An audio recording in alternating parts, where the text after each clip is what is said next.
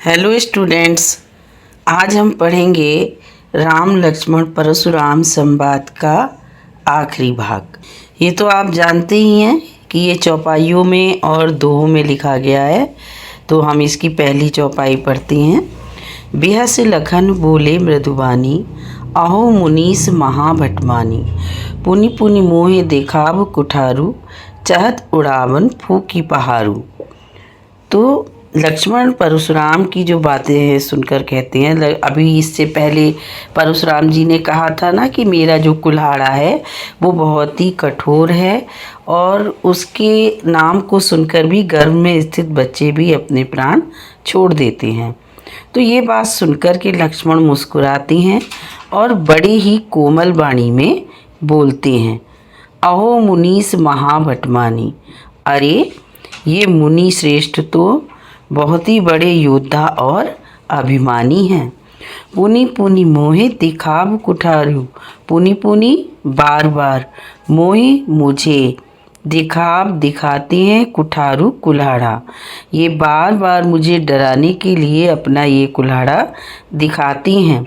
चहत उड़ावन फूकी पहारू, इनका ये प्रयास बिल्कुल ऐसा है जैसे कोई फूक मार के पहाड़ को उड़ाना चाहता हो। आगे कहते हैं, यहाँ कुमण बतियाँ को नाही, जे तर्जनी देख मर जाई, देख कुठारू सरासन बाना, मैं कछुका सहित अभिमाना।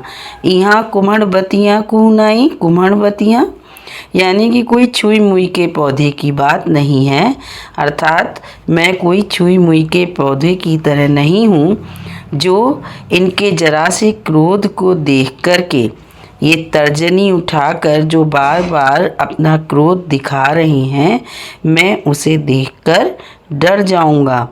देखी कुठार सरासन बाना, और मैं इनसे जो तर्क वितर्क कर रहा हूँ वो मैं इसलिए कर रहा हूँ कि इन्होंने कुल्हाड़ा धनुष बाण धारण किए हुए हैं, तो इन्हें योद्धा जान करके मैं कुछ कहा सहित अभिमाना, मैंने योद्धा के अभिमान से इनसे इतना वार्तालाप किया है। आगे कहते हैं, भृगुसुत समझ जनेऊ बिलोकी, जो कछु कहु सहो ऋषि रोकी।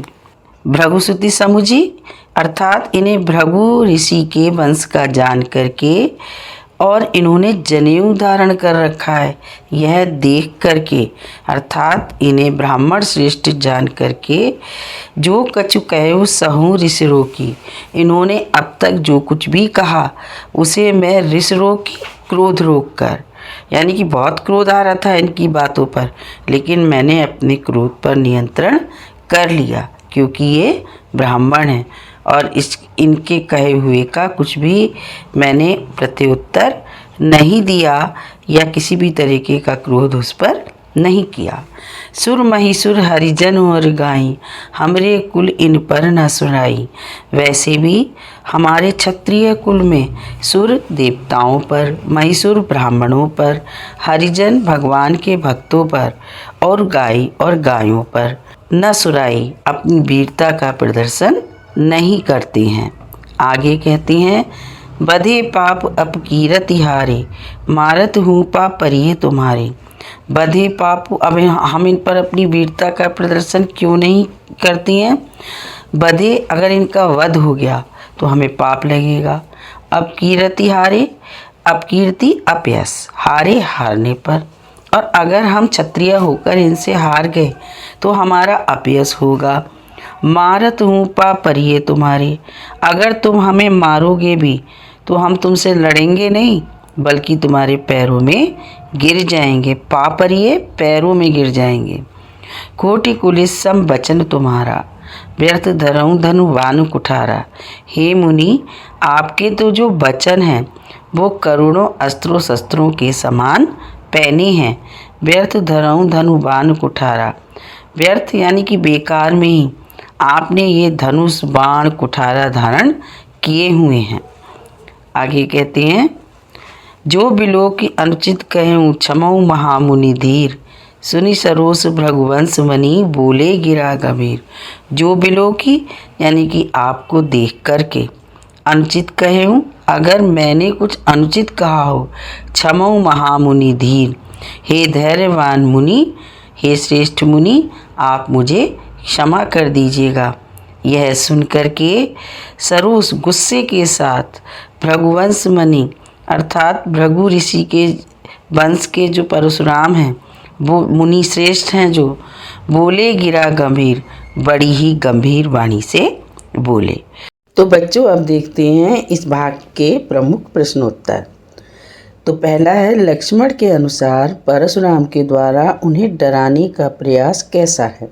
परशुराम उन्हें बार बार डरा रहे हैं ना, तो इसका आंसर होगा लक्ष्मण के अनुसार परशुराम का यह प्रयास बिल्कुल निरर्थक है। ठीक, क्योंकि वह कोई छुई मुई का पौधा नहीं है जो उनके द्वारा क्रोध दिखाने से डर जाएंगे, तो इसलिए उनका ये प्रयास जो है वो बिल्कुल निरर्थक है। आगे जो बच्चों इसका दूसरा क्वेश्चन बनता है, क्षत्रिय किन लोगों पर अपने बल का प्रदर्शन नहीं करते। तो बच्चों इसका उत्तर होगा, सुर है महिसुर हरिजन और गाई, हमरे कुल इन पर न सुहाई। यानी कि इसमें कवि ने क्या कहा है कि जो सुर हैं, जो महिसुर हैं अर्थात जो देवता हैं, जो ब्राह्मण हैं, हरिजन भगवान के भक्त हैं और गायें हैं, इनके ऊपर हम क्षत्रिय कभी भी अपने बल का प्रदर्शन नहीं करते हैं। अब बच्चों ये भी पूछा जा सकता है कि क्यों नहीं करते हैं। तो इसलिए नहीं करते हैं कि अगर ये मर गए युद्ध करते समय हमारे हाथ से तो हमें पाप लगेगा, और अगर इन्होंने हमें हरा दिया तो हमारा अपयश होगा। इसलिए जो क्षत्रिय हैं अर्थात हम कभी इनसे युद्ध नहीं करते हैं। तो अब एक तीसरा क्वेश्चन जो आता है वो है, अंतिम पंक्तियों में लक्ष्मण ने परशुराम पर क्या व्यंग्य किया है। तो क्या व्यंग्य किया है कि मुनि परशुराम ने व्यर्थ ही अस्त्र शस्त्र धारण किए हुए हैं, उनके तो वचन ही अस्त्र शस्त्र से भी पैने हैं। ठीक है, तो ये बात सुनकर के किसी को भी क्रोध आ जाएगा और परशुराम को भी क्रोध आ जाता है। ठीक है बच्चों, तो इस तरीके से आज आपका ये पाठ पूरा हुआ। धन्यवाद।